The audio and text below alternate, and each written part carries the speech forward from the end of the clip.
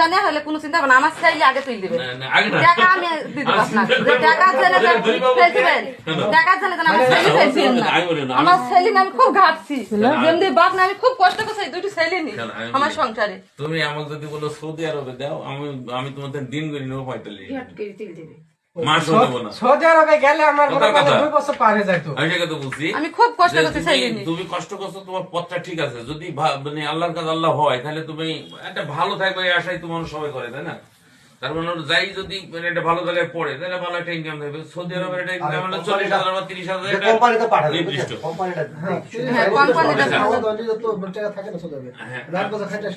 আর আমি একটা কথা বলি, ওখানে কিন্তু কোম্পানি কিন্তু ওই 1,000, 10,000, 20,000 লোক আছে এরকম না, কোম্পানি সব ছোট ছোট কোম্পানি। কাজটা ভালো দিবেন আমার ছেলেকে।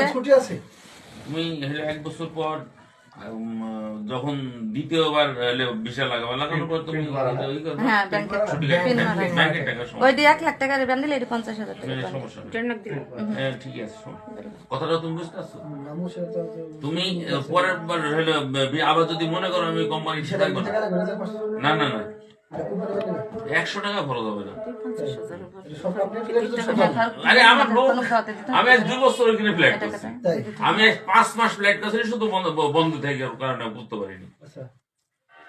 তাছাড়া হলে আমি নিয়মিত ফ্ল্যাট করি সাইপ্রাসে। আমার লাইফটা সবচেয়ে হার্ড লাইফ, হইলে হ্যাঁ না হইলে না।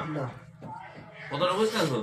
হইলে না, যদি না হয় তা আমি আইসি নক করে রাত্রিতে আইসি, এতগুলো লোকের দরকার নক করে আইসি, টাকাটা হাতে দিতে বলবো বাবারে হইলো না, যাতে তোমার সাথে কথা না হয়।